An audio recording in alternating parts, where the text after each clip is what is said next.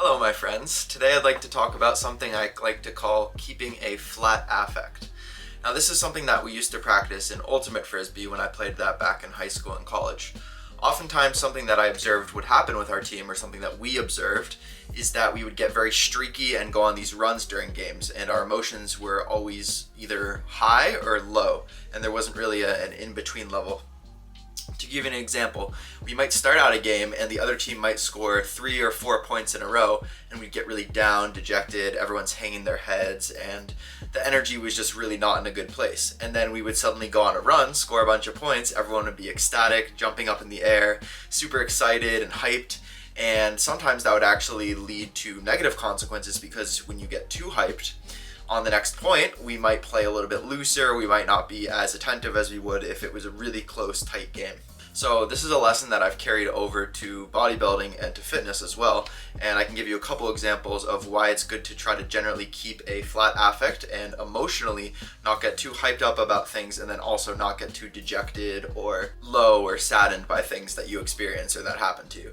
So I'll start with an example from training. Let's say that you go in and you're trying to hit a PB, a personal best, or a PR. Let's say that you hit the PR, you're super happy about it, you're amped up, you're excited, and you don't even care what happens in the rest of the workout. So maybe you're kind of half-assing the rest of the session, the rest of your exercises, you're not giving your full effort because, well, at least I hit a PR on that one exercise that I cared about a ton. And that's not great. You want to be able to give a full effort throughout your whole session. On the flip side, let's say that you came in and you had a certain number that you wanted to hit in your head for that first exercise and you didn't get it. Now you're super dejected and sad, and maybe you do the same thing where you don't give full effort to the rest of your session because all you can think about is that PR that you missed. Let's go over to another example. So oftentimes we're weighing ourselves to see body composition changes, and we might step on the scale, and depending on what direction we're going, whether we're trying to gain or lose or maybe even maintain, but I'm going to give an example when, let's say, you're trying to be in a fat loss phase and you're trying to see the scale go down over time.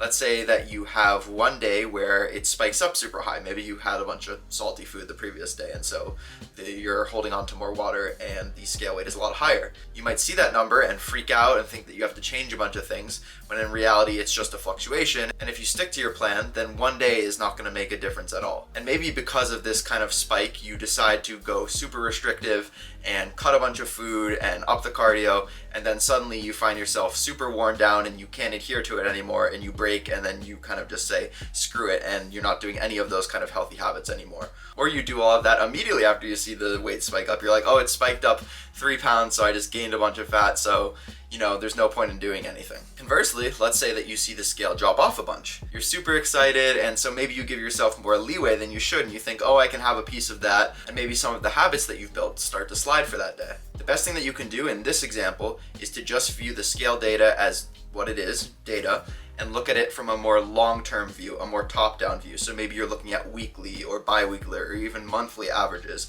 instead of focusing on the little day-to-day fluctuations and the minutia. Now, one final example that I'm going to give is body image. On some days we might feel like we look super great, and then on other days we might not feel like we look good at all.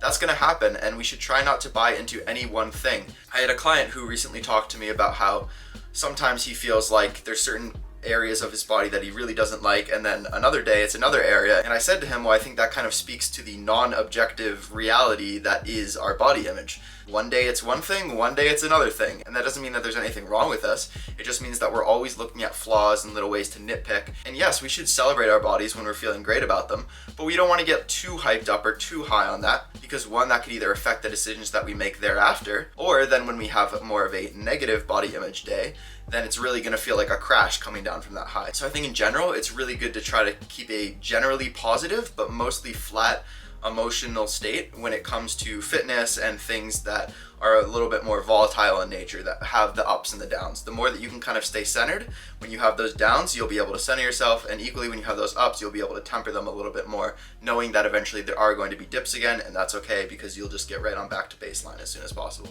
I think that's about all I wanted to say for this video and for this topic, so let me know if this helped you. If you have any questions, feel free to drop them down in the comments below, and I'll see you guys in the next one.